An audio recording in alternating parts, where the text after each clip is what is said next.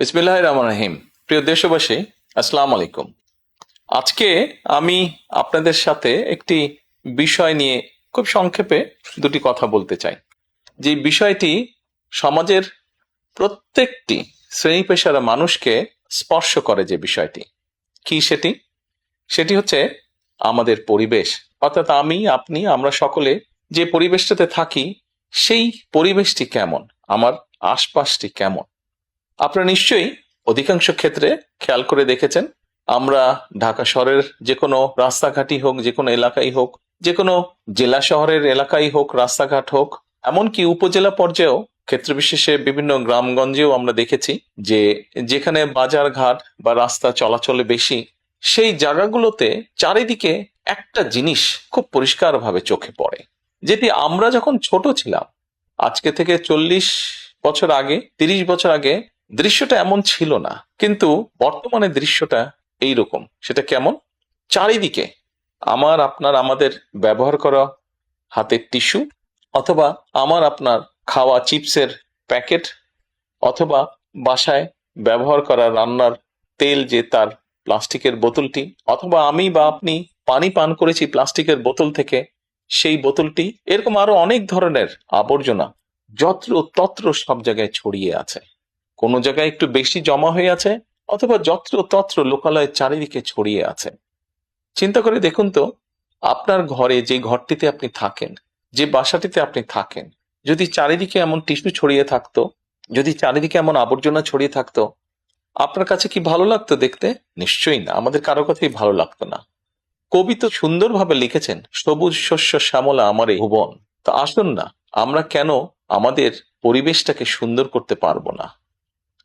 বাংলাদেশের অধিকাংশ মানুষই পায়ে হেঁটে চলে, অথবা রিকশায় যায়, অথবা বাসে চলাচল করে। এই মানুষগুলো যখন রাস্তা পার হয়, বিভিন্ন জায়গায় যখন আবর্জনা জমে থাকে, ময়লা থাকে, এই মানুষগুলোর কিন্তু অনেক কষ্ট হয়, বিভিন্ন জায়গায় অনেক দুর্গন্ধ হয় এই আবর্জনা জমে থাকে।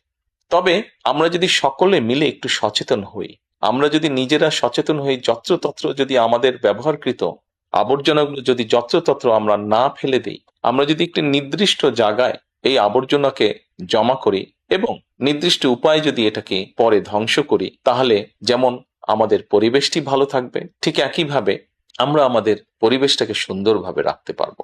দেখুন, অনেক জায়গায় আমি দেখেছি, গত কয়েক মাসে যখন আমি দেশের বিভিন্ন জায়গায় গিয়েছি, হয়তো কোনো একটি পুকুরের পাশ দিয়ে যাচ্ছি, দেখেছি পুকুরের ভিতরে বিভিন্ন রকম ময়লা স্তূপ হয়ে পড়ে আছে, অথবা পুকুর পাড়ে বিভিন্ন ময়লা স্তূপ হয়ে পড়ে আছে।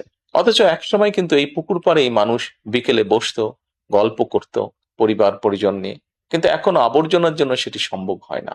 ঢাকা শহরেও বিভিন্ন পার্ক আছে, বিভিন্ন জেলা শহরেও বিভিন্ন পার্ক আছে। আমরা পার্কগুলোতে যাচ্ছি বিকেল বেলায় পরিবার পরিজনকে সাথে নিয়ে, কিন্তু গিয়ে যখন আমরা চিনেবাদাম খাচ্ছি, অথবা চিপস খাচ্ছি, অথবা বাচ্চারা লজেন্স খাচ্ছে, খেয়েই আমরা জিনিসটা সেখানে ফেলে দিচ্ছি। আমরা যখন যাই তখন হয়তো যারা পরিচ্ছন্ন কর্মী তারা হয়তো পরিষ্কার করে রাখছে, কিন্তু আমরা যখন বেরিয়ে আসছি তখন আর সেটি আগের মতন পরিষ্কার থাকছে না। কিন্তু যদি যে পরিষ্কার থাকতো, আপনি যদি পরিষ্কার করে রেখে আসেন, আপনার পরবর্তীতে যে যাবে সেও সেই পরিচ্ছন্নতা, সুন্দর পরিবেশটি উপভোগ করতে পারবে। কাজে আসুন না, আমরা যদি আজকে থেকে প্রত্যেকে সচেতন হই, আমাদের হাতের আবর্জনা বা ব্যবহৃত আবর্জনা যদি নির্দিষ্ট জায়গায় সুন্দরভাবে আমরা গুছিয়ে ফেলি, তাহলে ধীরে ধীরে হয়তো আমরা আমাদের এই বাংলাদেশটাকে আবর্জনা মুক্ত করতে পারবো, সুন্দর একটি পরিবেশ গড়ে তুলতে পারবো। দেশটা তো আমাদের সকলের। আমরা সকলে মিলে যদি চেষ্টা করি, সকলে মিলে যদি একটু একটু করে করি, তাহলে আমরা বড় কিছু করতে সক্ষম হব। প্রিয় দেশবাসী, আপনাদের কাছে আজকে এই সহযোগিতাটা আমি চাইছি।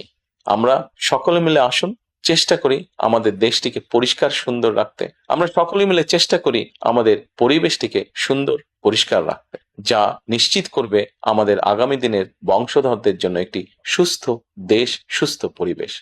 সকলকে আন্তরিক ধন্যবাদ। আসসালামু আলাইকুম।